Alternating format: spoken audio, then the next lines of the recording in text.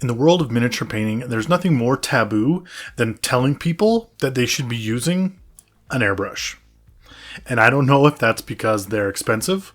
I don't know if it's because they're hard to use, or just because they're time consuming. Honestly, the more I've been using one, the more I realize it doesn't have to be any of those things.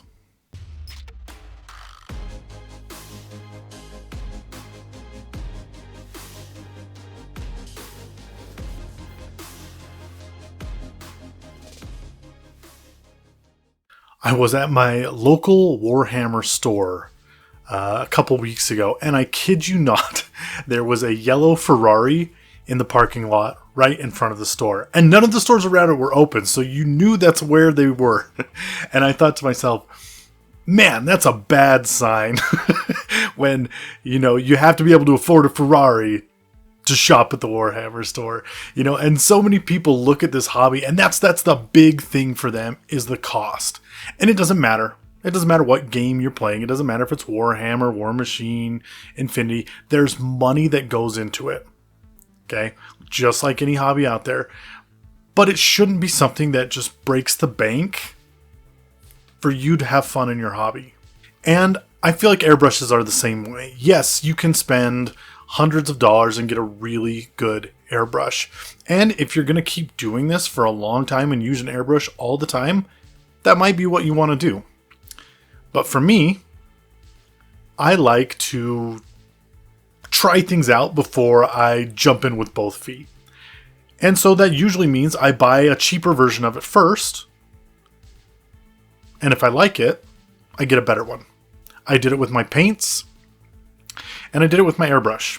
This is just a $20 airbrush that I got off of Amazon. And now I don't want you to think that that's all I spent for this whole setup, right? This was just for the brush. It came with a couple different needles. It's a nice little airbrush. But originally, a year ago, I bought one of the battery-powered little all-in-one airbrushing kits. It was called the Deep Depth airbrush kit, which, that's quality, right? And the brush I had for it actually broke, and I didn't have good experiences with it. Like, I tried so many times. I airbrushed my Warhammer helmet with it, and it took a lot longer than I thought it should. And so I was really nervous to keep using the little compressor that it came with. But in all honesty, it puts out about 30 psi, and that's been plenty for this airbrush that I've been using. And so, $50, $40, for an airbrush, it's not that terrible.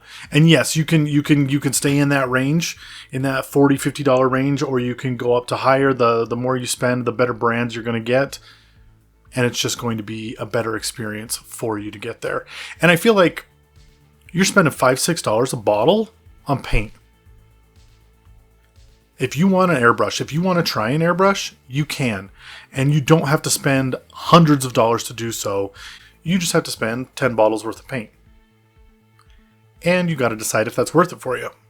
In my mind, it was definitely worth a try because I don't just paint small things. I paint big things. And so if I can have an airbrush to cut hundreds of hours out, I'm going to try. So aside from price, why wouldn't you get into one? Well, because they're time consuming. You have to mix your paints with your flow improver in the airbrush, paint what you want with that. When you want to change colors, you got to clean out the paint, the whole airbrush, and then you put in your new color and the process starts all over again. And if you're only painting like little bits and pieces of one miniature, no, you're not going to want to do this. Unless you're doing like a competition piece and you want those like smooth gradients and things like that. But for the most part, it's time consuming. But it doesn't have to be super time consuming. And what I mean by that is, yeah, you should do a really good cleaning when you're done. But if you're going to sit and you're going to paint for an hour, swapping between colors and things like that, it really doesn't take that long. And there's a couple little things that you can do to make that process faster. Number one on that list, and you hear people talk about it all the time, are inks. Acrylic inks are your best friend because generally you don't have to mix stuff with them. Sure, if they're thicker, you might want to put a little bit in with them, but overall, you can generally put inks into an airbrush and just go. Okay, and so that's what I did when I was trying to paint this church that I have. And this church, I'm going to lift it up here. This church, boom. No, it's not done. I just did the main stone and the roofing pieces. It took me, honestly, start to finish to paint the outside of this about 10 minutes. Okay, and one of the things that I love the most about airbrushing is that this top, this red, that's one coat of ink. That's a couple drops of ink in an airbrush. And before, when I was painting it, I had to paint it 3 or 4 times, 3 or 4 coats just to get a nice red. With an airbrush, it only took 1. So, huge thing for me that I love. You can buy mediums, right? You can buy flow improver, you can buy thinner, things like that. Just kind of a heads up with those. Thinner, you would think it like thins out the paint, makes it easier to go through the airbrush, and maybe it does, but it also makes it dry faster. And in an airbrush, drying is your biggest nightmare. You want to keep that baby wet. You want to keep everything flowing out. And that's what a flow improver does, right? Is it makes it so the paint doesn't dry quite as fast, but it keeps things nice and wet so they just keep on flowing. It improves the flow. Imagine that. Okay. So use those when you're mixing them with paint. Everyone always says to do skim milk consistency, which I hate. Because I want someone to just say, do this. And the funny thing is that this Army Painter medium, it literally says on the back, put 1 part medium to every 2 parts paint. Now, does that apply for everything? No, because you're going to have thicker paints and stuff like that. You're going to have to kind of judge. But it's nice to have, 1 drop of this, 2 drops of that, mix it up with a brush, and you can go. And another thing, just to help the process go by really quick, these little makeup sponges are awesome for getting in the tip and just cleaning off the tip. Like I said, keeping it wet is what keeps the paint moving through it. But if it's too wet, it starts to build up in the front, and then you have all sorts of issues. So having a nice little sponge that you can just kind of use on the front of that to clean it up goes a long way. Okay, and then I keep just a cup. I keep a cup right here. This is my mixing brush for when I want to mix my colors. And when I'm done with the color, I put some water in it. I have a little water bottle. I have this. It's not alcohol. I wrote water on the front of it somewhere. Yeah, it says water. And I literally just clean it out, spray it in here, dump it out a couple times, and then I move on to the next color, and it works. Okay, and it takes, like I said, it takes a minute in between just to swap out colors, and I'm ready to go. So, time consuming? Doesn't have to be. And then the last thing is airbrushing hard. Everything in this hobby has a learning curve. Like every hobby has a learning curve. And airbrushing is one of those things that I thought would be super hard, but it's also a really forgiving way to paint. Because as long as you don't pull that trigger back too far on the gun, it's not going to put out a ton of paint. And so it's nice and easy to use.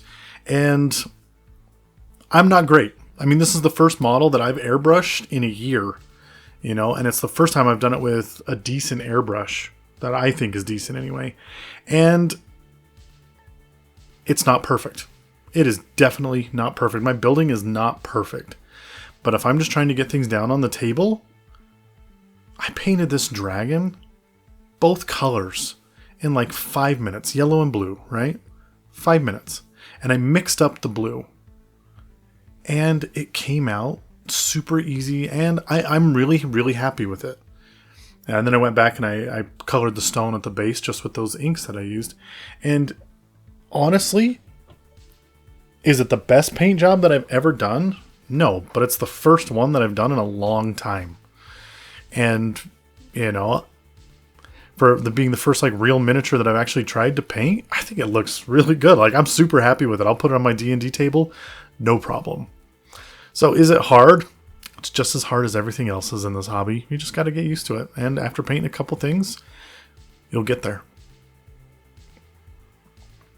So with that being said, Why is everyone so afraid about talking airbrushes? You know, a lot of people talk about how Slap Chop was so effective just because it didn't require anything. It required some paint and a makeup brush that everyone had access to, right? And that's all it required, and contrast paints. And you could just paint it and do it and easy, and it was done, and it was quick, and it was fast. It's not professional grade, no painting competition is going to use contrast paints. It's just quick and easy. But in my mind, an airbrush is pretty quick and easy, especially if you're doing a lot of miniatures. You can paint 5, 6, 7, 8 all in one go. If you don't believe me, I'm going to be painting my blackout armies starting with an airbrush, and that'll be in one of the videos coming up in the next week or two. So, why is it such a taboo? Because it's a little harder? Because people don't want to spend money? I don't know.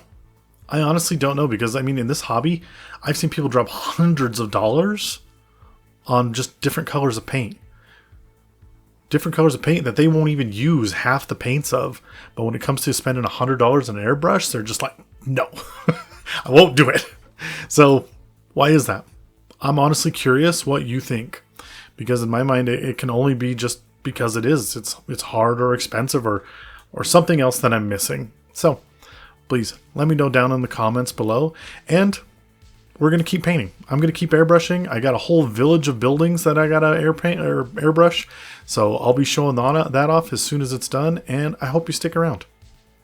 Here at Polskate Games, we're all about making the tabletop gaming experience the best that it can be. And I hope that you stick around to see that.